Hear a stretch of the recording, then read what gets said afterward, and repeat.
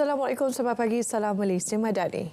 Malaysia dan Thailand sedang memperkukuh kerjasama dalam bidang perdagangan, pelaburan dan pelancongan. Ia selepas negara itu menjadi rakan dagangan ke-7 terbesar Malaysia di peringkat global pada 2023 dengan jumlah dagangan sebanyak 113.16 bilion ringgit.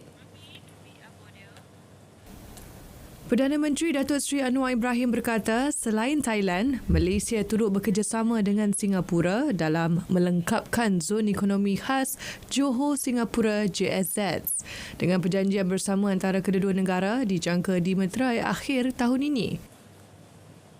We are working with Prime Minister Seta of Thailand to have further collaboration, to enhance collaboration, economic, trade, investments, tourism, between South Thailand and North Malaya, and probably would include North Sumatra. So this is the understanding other than the ongoing programs in ASEAN. Bercakap mengenai kerjasama Malaysia dalam ASEAN, kerajaan akan mengembangkan kerjasama dalam beberapa bidang termasuk peralihan tenaga, transformasi digital, kesihatan awam dan pendidikan. Malaysia tidak menolak kemungkinan untuk menyalurkan bantuan kemanusiaan bagi penduduk di Gaza secara airdrop atau digugurkan melalui ruang udara. Menteri Pertahanan Datuk Seri Muhammad Khalid Nordin berkata, kerajaan sedang berbincang untuk menentukan cara alternatif terbaik untuk menyalurkan bantuan berkenaan. Kalaupun kita nak lakukan bantuan kemanusiaan melalui airdrop, mungkin kita hantar barang tu ke pihak sana yang akan lakukan airdrop, bukannya kita hantar kapal terbang kita hantar. Jadi kita memang ada bantu, tapi cara bagaimana sampai ke itu di bawah bidang kuasa Kementerian Luar. Beliau ditemui media selepas menyempurnakan majlis penyampaian sumbangan Hari Raya Aidilfitri di Wisma Pertahanan Kuala Lumpur. Lembaga Penapisan Filem LPF akan mengeluarkan suatu keputusan ke atas filem berserta klasifikasi filem yang bersesuaian. Justeru Garis Panduan Penapisan Filem GPPF diwujudkan dengan menggariskan perkara-perkara yang perlu diteliti dalam proses penapis sesebuah filem. Jelas Menteri Dalam Negeri Datuk Seri Saifuddin Nasution Ismail ketika sesi penerangan pemerkasaan LPF di bawah KDN. LPF akan memastikan penapisan ke atas sesebuah filem dilakukan dengan penelitian serta pertimbangan yang munasabah supaya ianya tidak menyekat kreativiti penggiat filem.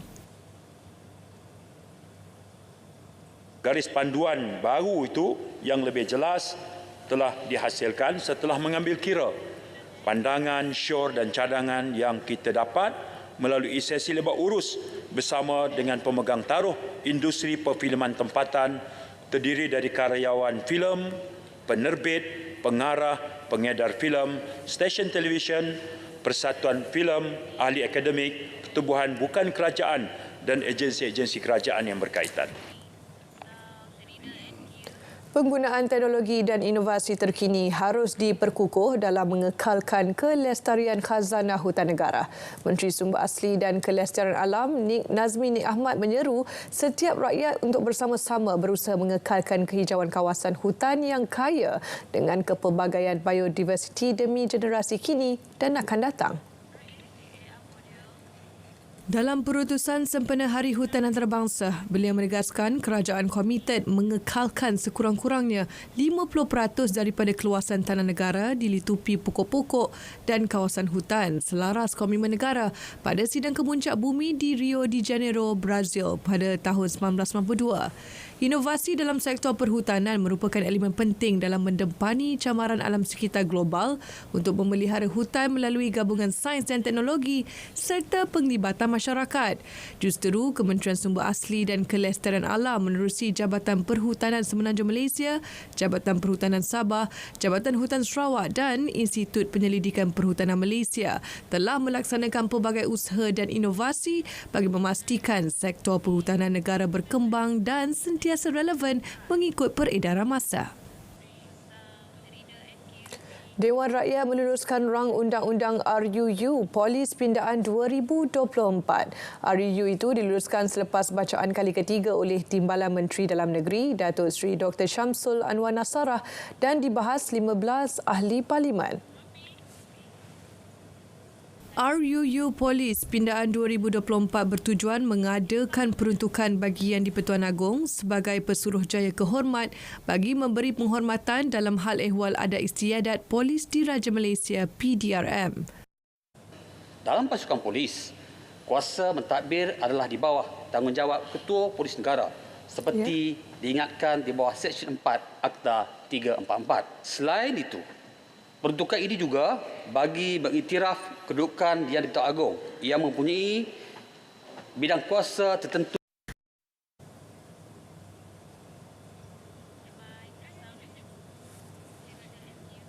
Empat inisiatif rancakan sektor industri halal tahun ini sekaligus membantu meningkatkan penglibatan usahawan Bumiputera daripada sektor makanan dan minuman.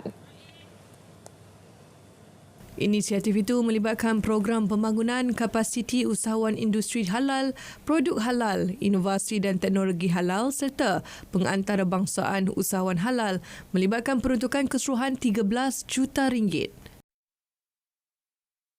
Pada bulan lepas, Kementerian telah menghantar usahawan-usahawan yang mempunyai produk makanan dan minuman halal ini ke Gulf Food di Dubai sebanyak 10 usahawan dan 10 syarikat franchise dan mereka telah menjanah jualan sebenar RM18.7 juta dan potensi jualan sebanyak RM131 juta.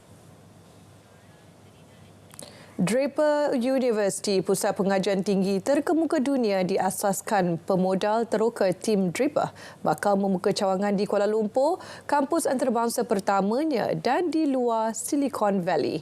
Universiti berkenaan akan menyokong dan menerajui pertumbuhan 140 syarikat pemula di Malaysia dalam tempoh 2 tahun akan datang. Dengan kerjasama Perbadanan Ekonomi Digital Malaysia MDEC, universiti berkenaan menumpukan kepada syarikat terlibat dalam kecerdasan buatan AI, keselamatan siber, blok rantai, Web3 dan Advanced 5G.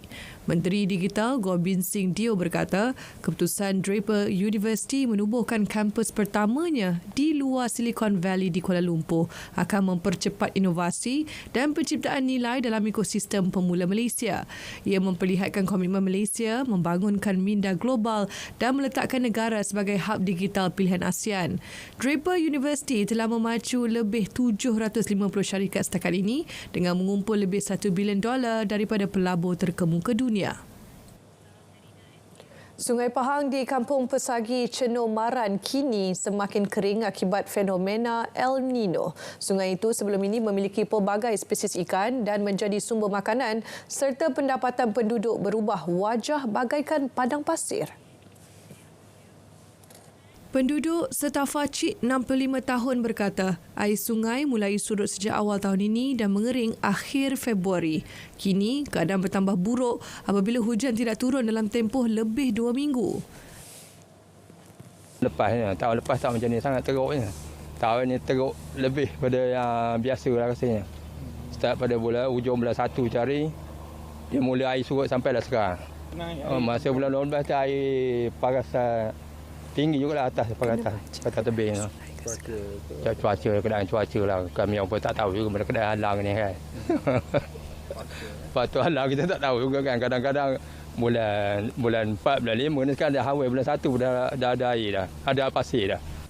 Menurutnya, 50 sangkar ikan milik penduduk setempat terpaksa ditutup manakala lebih 150 sangkar dari kampung berhampiran turut berdepan risiko sama. Sementara itu, Muhammad Yusof Mat Amin, 63 tahun berharap Kerajaan Pahang mengambil langkah drastik menangani isu yang dihadapi. Dia punya pasir naik. Mana kampung kawasan ni memang teruk lah. Itu pasirnya. Seduitnya tak ada lah. 3-4 pasir tapi lama kemudian tu pasir. Itulah, tak tahulah. Minta lah kerajaan itu pasir kat sini. Dia pun komun nelayan pun ada juga banyak ikan. Komun ada setengah tak ada ikan juga. Bukan semua. Banyak ikannya. Betul terjejas juga lah. Saudara, berita pagi diteruskan dengan edisi Sabah.